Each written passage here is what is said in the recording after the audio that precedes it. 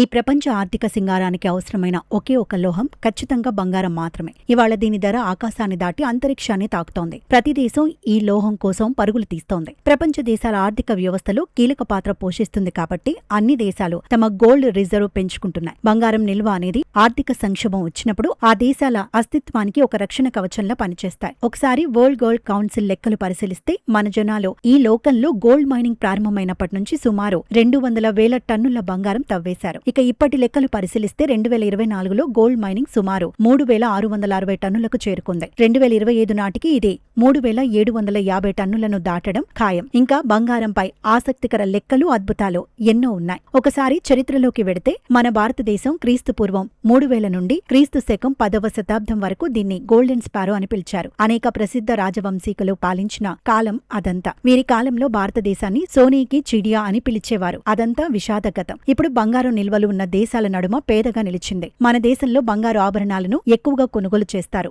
అయితే ప్రపంచంలో భారత్ కంటే ఎక్కువ బంగారం ఉన్న దేశాలు ఎన్నో ఉన్నాయి. స్వర్ణ దేశాల జాబితాలో భారతదేశం కనీసం మొదటి 5 దేశాలలో కూడా లేదు. ఇవాల్టి పరిస్థితులలో బంగారం ధరలు ఆకాశాన్ని తాకుతాయి. సంక్షోభ సమయాల్లో ఉపయోగపడే ఇంధనంగా అన్ని దేశాలు బంగారాన్ని నిల్వ చేసుకుంటున్నాయి. బంగారం నిల్వలు ఎక్కువగా ఉన్న దేశాల జాబితాలో అమెరికా ఇవాళ మొదటి స్థానంలో ఉంది. అమెరికా వద్ద 8,133 మెట్రిక్ టన్నుల బంగారం నిల్వలు ఉన్నాయి. కానీ అది బంగారాన్ని మనలా షో చేయదు, బాగా దాచేస్తుంది. ఆ తర్వాత జర్మనీ 2వ అతిపెద్ద బంగారు నిల్వలను కలిగి ఉంది. జర్మనీలో ఇప్పుడు 3,359 మెట్రిక్ టన్నుల బంగారం నిల్వలున్నాయి. ఆ తర్వాత ఇటలీ 3వ స్థానంలో ఉంది. ఇటలీలో 2,451.84 మెట్రిక్ టన్నుల బంగారం ఉంది. చారిత్రాత్మకంగా ఇటలీ రాజులు, చక్రవర్తులు తమ బంగారు ఖజానాను ప్రపంచాన్ని కొల్లగొట్టి దోపిడీలు, దాడుల ద్వారా భారీగా పెంచుకున్నారు. ఆ తర్వాతి స్థానం ఫ్రాన్స్దే. ఇది 4వ స్థానంలో ఉంది. ఫ్రాన్స్ వద్ద 2,436.35 మెట్రిక్ టన్నుల బంగారం ఉంది. చారిత్రకంగా ఒకప్పుడు ఫ్రాన్స్ ప్రపంచం మొత్తాన్ని శాసించేది. ఇక అత్యధిక బంగారు నిల్వలు ఉన్న దేశాల జాబితాలో రష్యా 5వ స్థానంలో ఉంది. రష్యాలో 2,298.53 మెట్రిక్ టన్నుల బంగారం ఉంది. అనంతరం 6వ స్థానంలో చైనా ఉంది.